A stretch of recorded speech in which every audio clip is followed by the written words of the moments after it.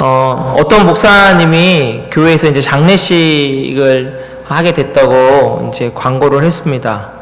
근데 막상 죽은 사람의 이름은 밝히지를 않는 겁니다. 사람들이 장례식을 참석했습니다. 설교단 앞에 관이 놓여 있고, 또 애도하는 꽃들이 놓여 있습니다.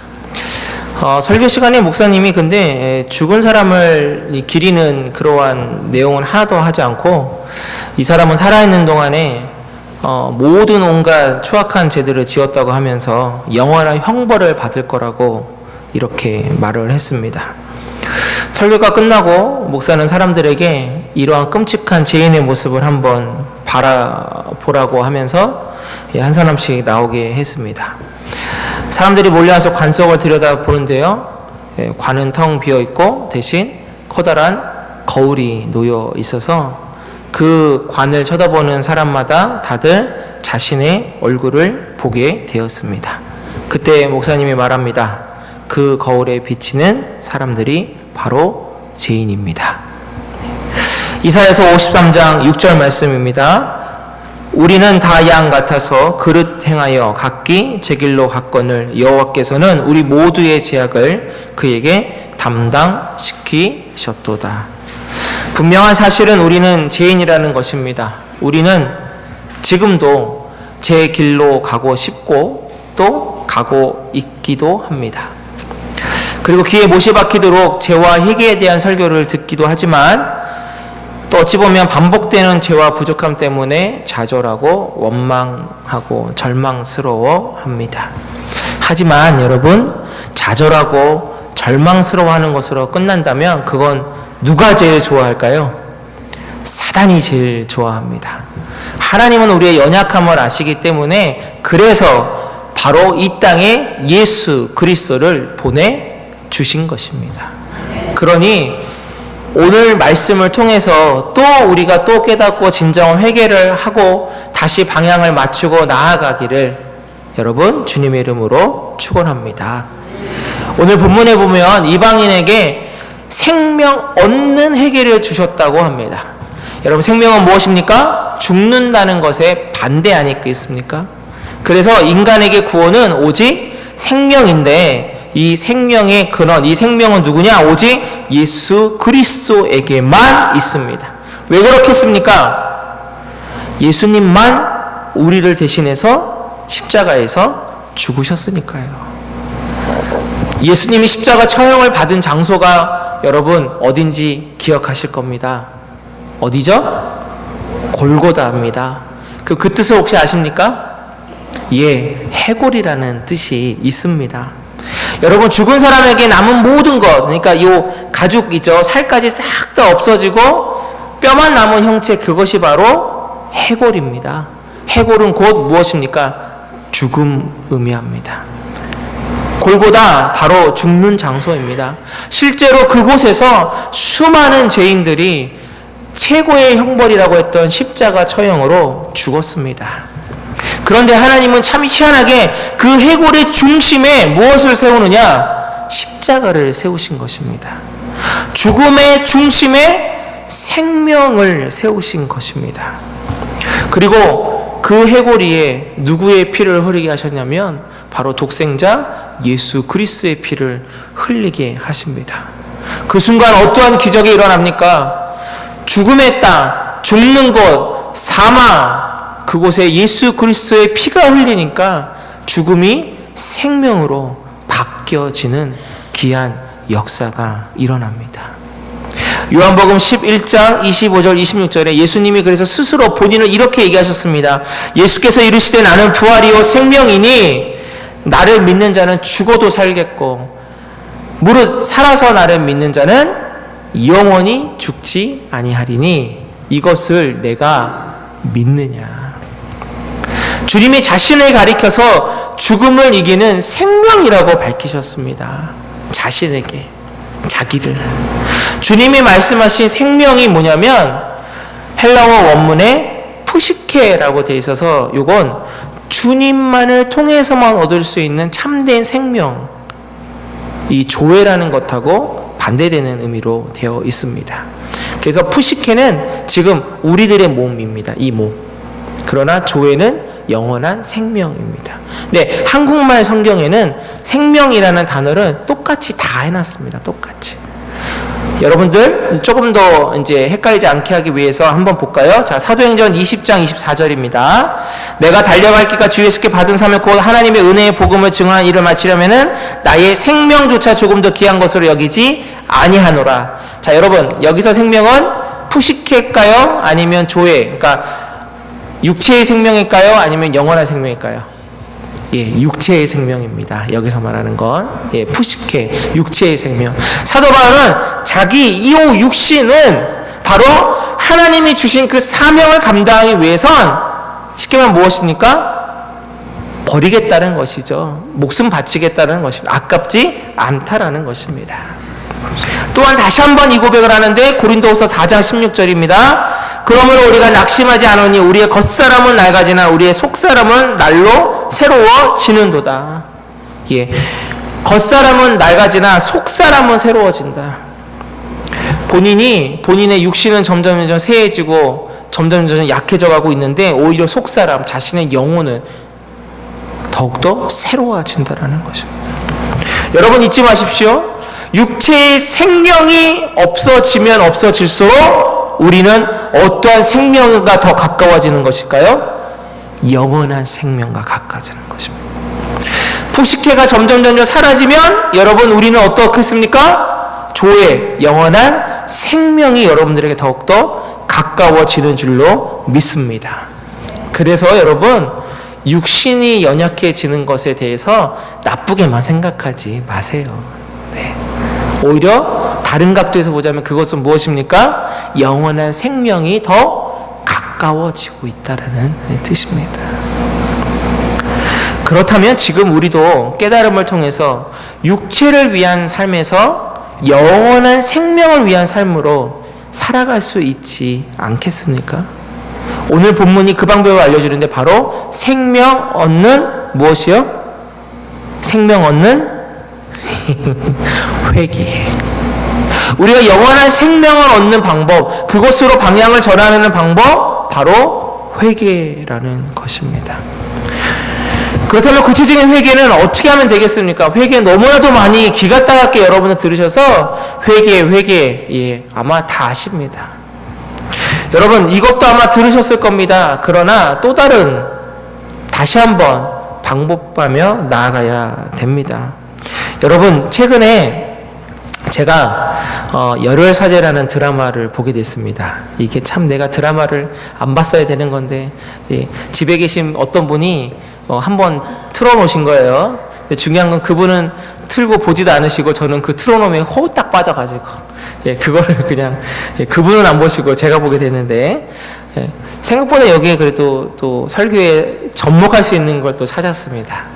이게 신부예요, 신부. 신부가 뭐 좀 이렇게 다혈질 신부 얘기인데 그 신부가 그 성당에 나오는데 말로만 그 고해성사 하는 거 있잖아요. 예, 그것만 하고 행동이 변하지 않는 그 사람한테 꼬집는 대사가 나옵니다. 이런 대사입니다. 말로만 회개하고 가서 용서를 구하지 않고 행동이 변하지 않는 것은 진정한 회개가 아니라고. 가서 그 사람에게 용서를 구하고 다시 오라고. 이렇게 얘기합니다. 아, 사이다. 요즘 애들 말로 사이다 발언을 했어요. 예. 여러분, 솔직히 제가 하고 싶은 말이기도 해요. 네. 그냥 내가 이런 죄를 졌어요. 이건 여러분, 회개가 아니고요. 이건 뭐라고 하냐면 자백이나 자복이라고 하는 겁니다. 이건 진정한 회개가 아니죠. 진정한 회개는 헬라어로 돌아서는 것, 방향을 바꾸는 것입니다. 뭘까요? 육체의 생명을 위해서 살았던 삶이 영원한 생명을 위해서 사는 삶으로 턴하는 겁니다. 완전히. 말로만 영원한 생명을 향해 살아야 되는데요. 흐흐흐 이게 아니라고요. 이건 바로 진정한 행동 없는 그냥 자복이고 자백입니다. 그렇다면 우리의 믿음의 선조들의 모습을 통해서 우리가 조금 더 하나 보고 싶습니다. 예. 여러분 또 들으셨지만 또 들으십시오. 100여 년 전에 대부흥운동 일어났죠? 1903년에 하디 선교사를 통해서 원산 감리교회에서 먼저 회개 운동이 일어나고, 그것이 2년 후에 1907년에 평양의 장대현 교회에서 절정을 이룹니다. 옥성득 교수님이 있어요. 이분이 그 한국 교회사에 되게 그 유명하신 교수님인데, 이분이 그 당시에 회개 운동을 이렇게 설명했습니다. 제2의 회개에서 시작된 신앙 운동은 게으름과 거짓과 주색잡기 등의 그릇된 습성을 버리고 축첩, 뭐냐면 여러 명의 첩을 두는 것과 반상, 양반과 상민의 차별 등의 악습을 철폐하고 노비를 해방하는 등 기독교 윤리의 실천을 자극했고, 이를 통해 한국의 봉건사회를 개혁하는 데 큰 동력이 되었다. 쉽게 말하면 말로만의 회개가 아니었습니다. 게으름 속에 살던 사람이 근면해졌고요, 거짓말에 밥 먹듯이 하던 사람이 진실해지고요, 술을 끊었고요, 첩을 관계를 끊었고, 그 다음에 그때 당시에 양반들 재산목록 1호라고 했던 노비 문서를 불태우고 노비를 해방시켜 주었습니다. 그 당시에 이것이 결코 쉬웠을까요? 아니요, 결코 쉽지 않겠죠. 그러나 그들은 말씀의 성령의 깨달음을 통해서 육체적 삶을, 만족을 향해 갔던 그 삶의 방향을 완전히 턴해서 영원한 생명으로 완전히 전환해 버린 것입니다. 러시아의 문어 톨스토이가 이러한 글이 있습니다. 어느 목사님에게요, 두 여인이 찾아왔습니다. 한 여인은 자기가 너무나 씻을 수 없는 큰 죄를 지었다고 하염없이 눈물을 흘리며 찾아왔고요, 한 여인은 자기는 일생 이렇다는 게 큰 죄를 짓지 않았지만, 솔직히 말씀드리면 이렇게 자잘한 죄들은 지었습니다. 근데 반성에 이런 기미가 없는 거죠. 그때 목사님은 각각의 여인들에게 이렇게 얘기합니다. 우선 큰 죄를 지은 여인에게, 당신은 당신이 들 수 있는 최대한으로 가장 큰 돌을 들고 오십시오. 큰 죄를 지었으니까. 그리고 잘잘한 죄를 지은 여인에게 조그마한 돌멩이를 대신 가득, 치마폭에 가득 담아 오십시오. 이렇게 했습니다. 한참 후에 두 여인이 목사님 앞에 왔습니다. 한 여인이 끙끙대면서 엄청나게 큰 돌을 낑낑대면서 갖고 왔고요, 다른 여인은 잘잘한 그 돌들을 자기 치마포부에 또 한가득 갖고 왔습니다. 자, 그리고 목사님이 다시 이렇게 말씀하십니다. 미안하지만 이제 그 돌을 주워왔던 제자리에 갖다 놓으십시오. 큰 바윗돌을 가져온 여자는 다시 낑낑거리면서 바윗돌을 제자리에 갖다 놓았습니다. 어디서 가져온지를 알았기 때문이죠.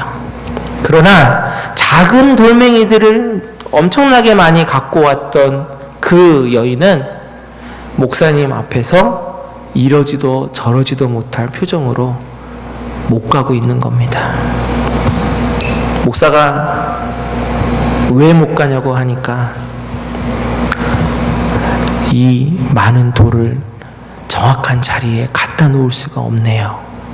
그때 목사님이 이렇게 얘기합니다. 하나님께 지은 죄도 바로 이런 것입니다. 당신은 하루하루 이러이러한 죄를 지으면서도 하나님께 죄책감 없이 살아왔기 때문에 많은 죄를 짓고도 회개 한번 하지 않았습니다. 그러니 이 여인은 큰 죄를 짓고 이렇게 통회하고 자복하고 있으니 하나님의 용서의 은총이 이 여인과 함께 할 것입니다. 어떻습니까, 여러분? 죄는 크던 작던 죄입니다. 그래서 우리는 큰 죄만 회개하고 잘잘한 죄는 넘어가서는 안 되겠죠. 벌써 시간이 어느덧 흘러서 돌아오는 수요일부터 사순절이 시작됩니다. 사순절, 바로 우리를 위해 고난당하시고 친히 십자가에 달리신 그 예수 그리스도의 고난과 부활을 기리면서 우리가 참회하는 시간으로 갖자 해서 40일입니다. 사순절입니다. 그래서 주일을 뺀 나머지 기간만 해서 40일. 그래서 사순절입니다. 강고 시간에도 말씀드렸지만 특별히 이번 사순절에 저희는 시온성 교회라는 이름의 공동체로 함께 이 사순절을 보내보고 싶은 겁니다. 그리고 그것이 바로 예수님의 행적이 담겨져 있는 마태, 마가, 누가, 요한복음, 사복음서를 한번 내가 아니라 우리 시온성 교회 우리가 같이 다 읽어보기를 원하는 것입니다. 사랑하는 성도 여러분, 확실한 돌이킴을 통한 회개의 역사가 이번 사순절 기간에 바로 저와 여러분에게 있기를 원합니다. 육체의 생명에 초점 맞춰서 살던 우리들이 이번 사순절 기간을 통해서 영원한 생명을 향해 초점을 다시 맞추고 회복되기를 원합니다.